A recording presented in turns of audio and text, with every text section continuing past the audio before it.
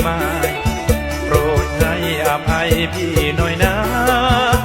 ที่ยอมรับผิดแล้วควันตาที่ทำบ้าเพราะรักตัว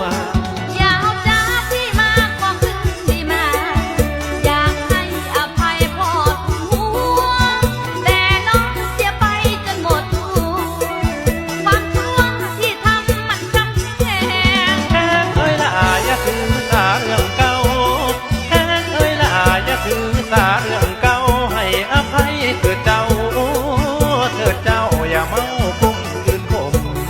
นายไอ้ต้องให้งมรักคนเดียวเลยบอกหันมาเหลียวปล่อยให้นายคอยเกิ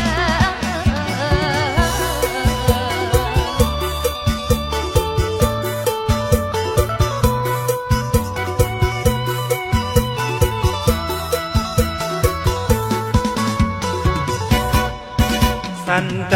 ญญาน้องลืมแล้วนี้นัดที่เดือน6ให้ไปขอ